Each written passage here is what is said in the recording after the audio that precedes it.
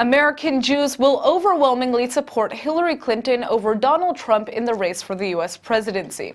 That's at least a view of political science professor Shmuel Sandler, who told ILTV's Steve Leibowitz that Trump has made few friends in the Jewish community and is viewed as untrustworthy.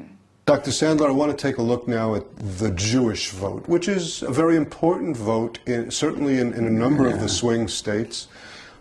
Normally the Democrats get a majority. They always get a majority. Sometimes it's a bigger majority, sometimes smaller. In this election, what kind of a majority do you expect Hillary Clinton to get over Donald Trump? I think still we're going to see between, usually is around 70%. Hillary, although she will be more accepted by the Israeli political system than Obama, and still she has problems with Mr. Netanyahu. It's not going to be a honeymoon, and maybe some of the elder Jews of Florida will sense it, and then that's why some of them are not going to go over the 70%, but maybe it's between 70 and 80. Maybe it will rise above 70 to closer to 80 because of the fear of Trump, even though, we must say, he tries to get the Jewish vote, especially Jewish finances. He also tries to get the ultra-Orthodox vote, doesn't he? He has the support of the ultra-Orthodox community? Again, when I ask my family, they're very hesitant. They themselves are afraid of a candidate like Trump, not only because of Israel, but also because it's something unknown, and Jews really want to vote for somebody they know. Well, let's come back to that. It's a very interesting comment you made about looking at Israel in order to decide how to vote. Of the Jewish population, do most decide based on the candidate's policies about Israel or about local American social issues? It's more local, that we know already. But depends. The old generation, especially survivors, Holocaust survivors and others, definitely put Israel on top of their concerns. The young generation is different, and we know that the support for the liberal vote among Jews, for the liberal candidates, is getting stronger. But Orthodox Jews that are more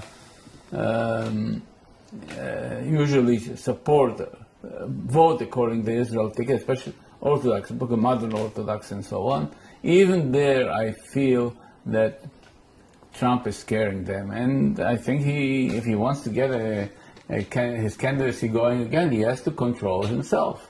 The donors, though, are very important. Some of the Jewish donors that do care a great deal about Israel. Aside from Sheldon Adelson, who has announced that he's supporting Trump, are most of the Jewish donors sticking with Hillary? Probably. You would say about Elson, he knows gambling, so he should know, but he gambled also the last time when he put his money on Romney. Yes, probably, but as we know, that the Jewish finances are going towards more the Democratic candidates. Again, we don't know exactly how it's divided, because all of it is done behind the scenes. So we don't know exactly.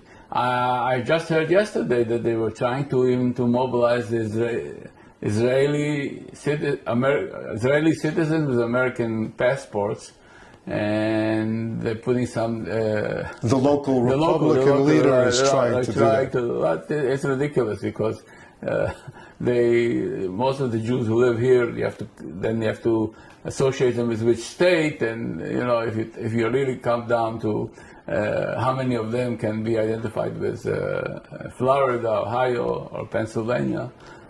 The numbers are very tiny. Very tiny. It would be silly to try to put emphasis on this vote. It's something to be said about the American system. I mean, that candidate like Trump made it, and then he's falling in the national elections, which is amazing. the discrepancy between the two, between these two processes.